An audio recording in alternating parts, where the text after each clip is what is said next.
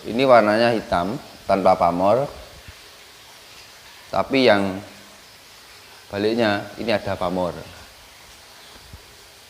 Ini secara umum disebut pamor tangkis. Keris yang muda atau yang tua itu justru malah kita sering-sering memegang pusaka yang beraneka ragam. Pasti itu lama-kelamaan bisa membedakan antara besi tua dan besi muda.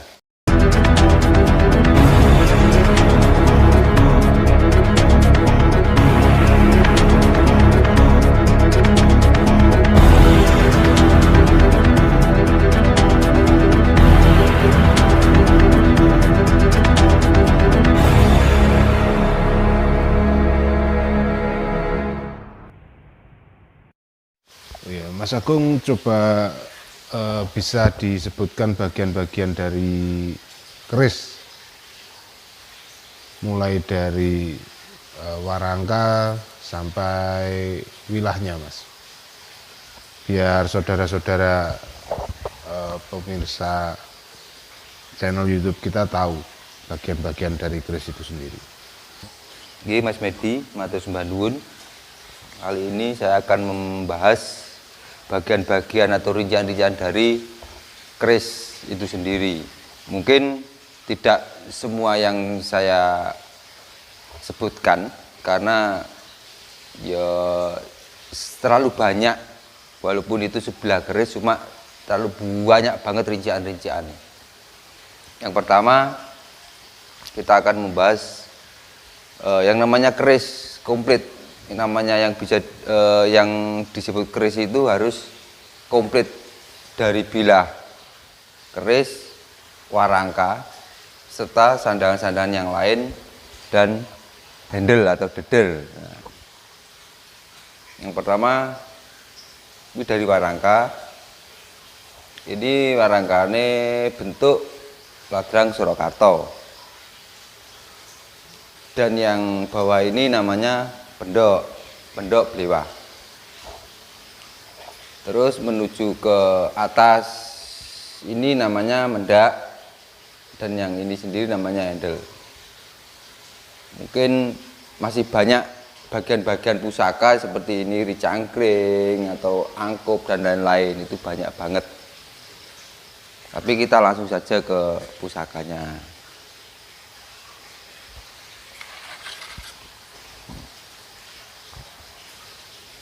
Ini salah satu pusaka keris. Ini memang keris-keris baru.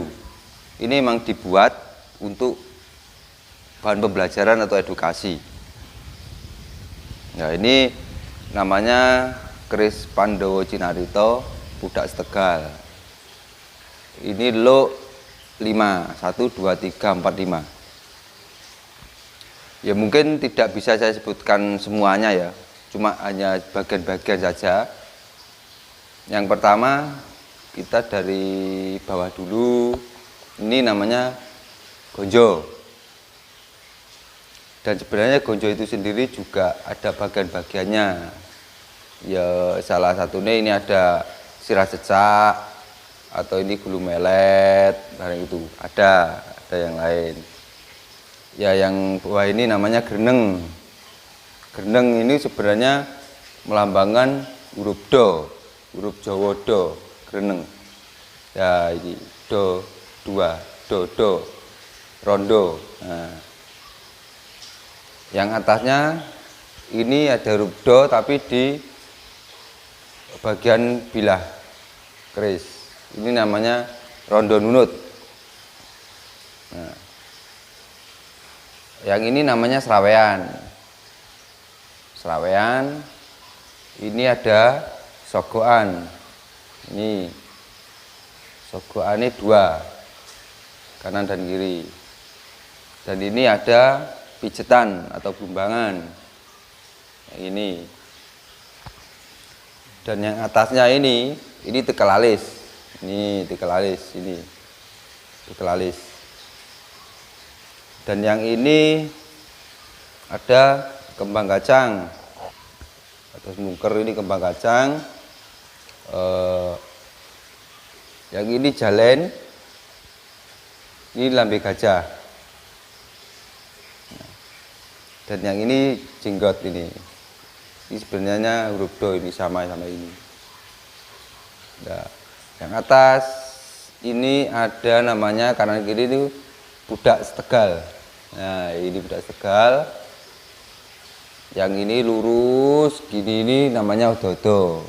Nah, dan yang kanan atau kiri ini kerungan. Nah, seperti ini. Ini namanya Pandowo Cinarito Budak Tegal yang mempunyai rincian genep. Salah satunya seperti ini. Mungkin sementara yang saya sebutkan cuma hanya itu aja.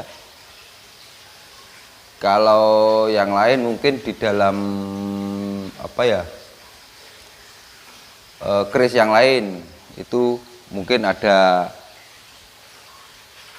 rincian-rincian yang lain, rinciannya tersendiri, atau seperti contoh jenis lo ataupun jumlah lo 11 atau lo 9, lo 13 itu lain lagi. Kalau yang ini keris lurus. Nah, ini keris lurus. Ini namanya keris jalak sangu tumpeng. Jalak sangu tumpeng itu rinciannya sogoan 2, belumbangan sama tikel alis. Nah, ini gandik lugas, nggak ada kembang kacang, nggak ada jalan, nggak ada lambe gajah. Dan yang ini greneng, ini polos. Nah, polos ini. Ini warnanya hitam tanpa pamor. Tapi yang baliknya ini ada pamor. Ini secara umum disebut pamor tangkis. Kenapa kok disebut pamor tangkis? Karena di bilah yang satunya, di bidang yang satunya ada pamor, di baliknya kosong. Ini pamor tangkis. Seperti itu. Pamor itu tadi sengaja dibuat atau terbuat sendiri waktu saat penempaan? Oh ya, kalau pamor itu ada 2 jenis. Yang pertama itu pamor rekan. Pamor rekan itu memang sengaja dibuat. Seperti contoh, si Impu ingin membuat pamor junjung derajat. Ya itu memang disengaja. Pamor udan mas memang disengaja membuat. Yang pertama itu pamor rekan itu memang sengaja dibuat. Dan ada yang pamor tiban. Pamor tiban itu justru malah tanpa disengaja itu keluar pamor. Ini seperti itu. Kadang ada yang secara umum itu dikatakan ada pamor udan mas tiban. Nah seperti itu. Ada pamor Sumur Bandung, ataupun pamor Pulau Tirto. Nah itu ada yang rekan, ada yang tiban. Seperti itu mas. Terus apa itu juga mempengaruhi dari besinya pamor itu? Kalau pamor bahannya beda mas. Kalau pamor itu ada yang menggunakan bahan nikel ataupun titanium ataupun meteor. Itu kalau pamor dan itu tidak mempengaruhi jenis besi. Kalau jenis besi pun itu juga ada macam-macam.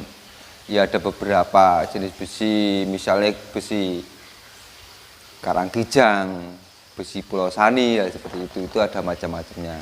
Karena di dalam bilah pusaka itu, bilah keris itu ada 3 unsur logam. Yang pertama baja, yang kedua besi, yang ketiga pamor. Itu disaton jadi satu. Jadi seperti itu mas. Kalau untuk membedakan antara keris tua dengan yang muda?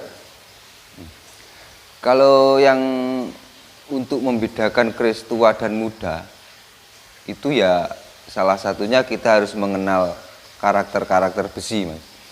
Secara ilmiahnya seperti itu. Cuma kalau sekarang itu justru malah gimana caranya lebih mudah mengenali keris-keris yang muda atau yang tua. Itu justru malah kita sering-sering memegang pusaka yang beraneka ragam. Pasti itu lama-kelamaan bisa membedakan antara besi tua dan besi muda, seperti itu. Ya, terima kasih untuk malam hari ini atas edukasinya. Semoga bermanfaat buat dulur-dulur. Nanti kita akan sambung lagi dengan tema yang berbeda ya.